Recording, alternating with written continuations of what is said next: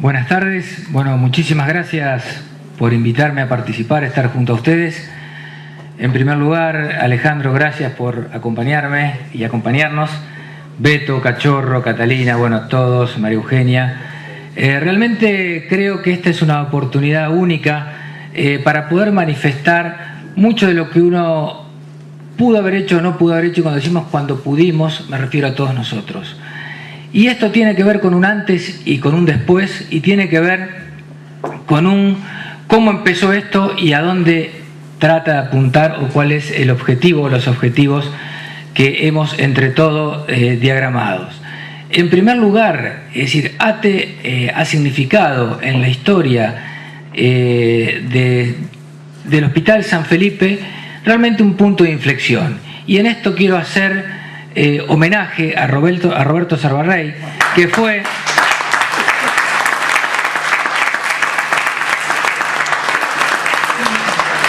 diríamos que allá por los 90 fue que comenzó con la lucha fundamentalmente para poder traer el concepto de la reivindicación gremial de los derechos del trabajador a un hospital donde algunas cosas estaban vedadas.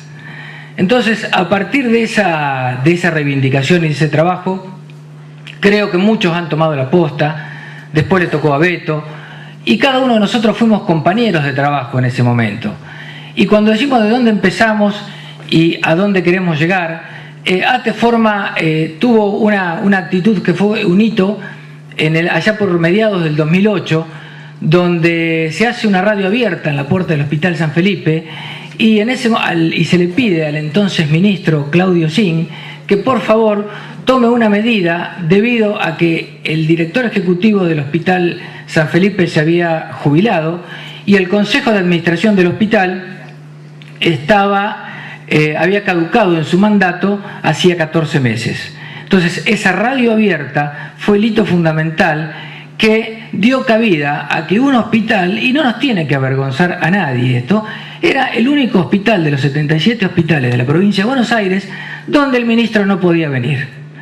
Entonces, a partir de esa radio abierta, el entonces ministro toma la decisión de convocarme para venir al Hospital San Felipe para regularizar la situación o normalizar la situación del Consejo de Administración. A partir de ahí empieza una historia en común, y vuelvo a repetir, en nosotros y lo que hicimos, no como Ernesto Enchalo ni como dirección, sino entre todos. El Ministerio de Salud con una fuerte decisión política, ATE y SICOP colaborando codo a codo con nosotros para poder lograr instrumentar esos cambios. Y cuando nosotros empezamos a trabajar, de dónde partimos y hacia dónde vamos, el Hospital San Felipe estaba al borde de dejar de prestar servicios asistenciales por falta de recursos humanos. Un hospital donde no tenía servicio de anestesia, no tenía tocoginecólogos, no tenía obstétricas, no tenía neonatólogos, no había traumatólogos en un hospital de agudos. Y eso de la parte médica. Ni que hablar cuando vamos al rol de la enfermería. Había 90 enfermeros trabajando activamente para 158 camas. Apenita tocábamos el 0.53 enfermeros por cada cama.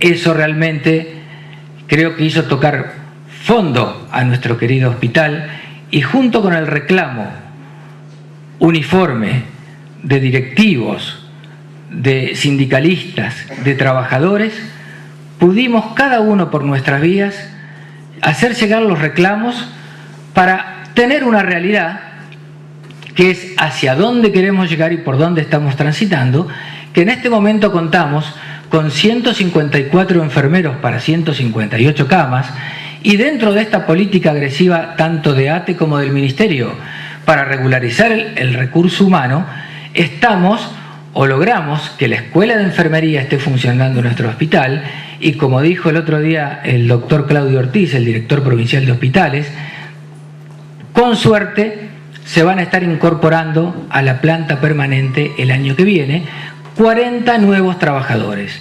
Logro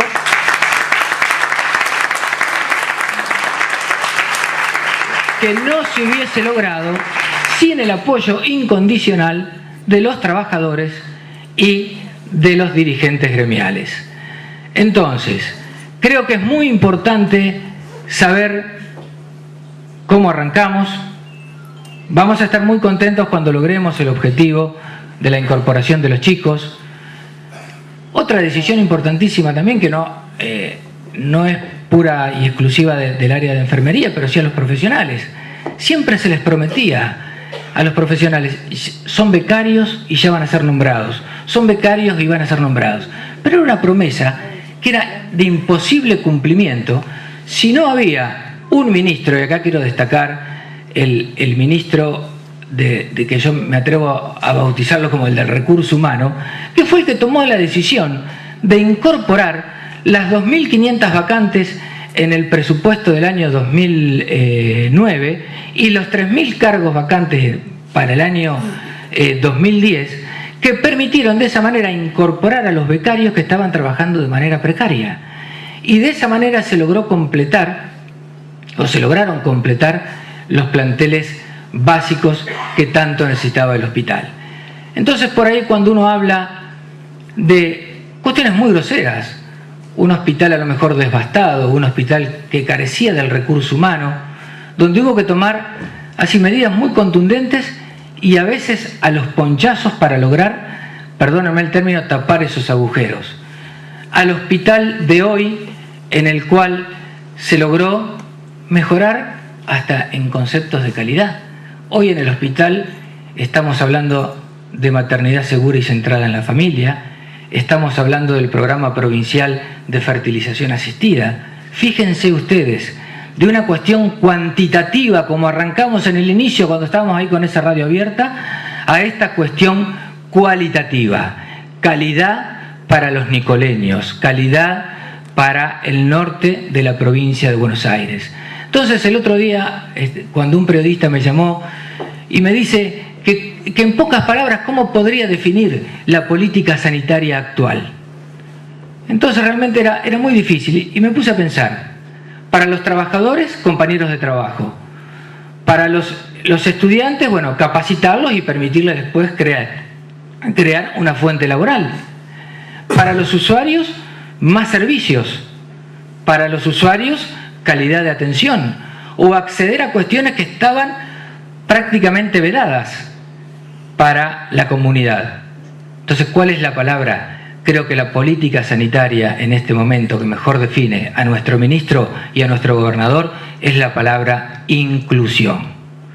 Entonces, desde este punto de vista, creo yo que es muchísimo todavía lo que nos falta hacer. Partimos de una situación muy crítica. Hoy estamos a mitad de camino.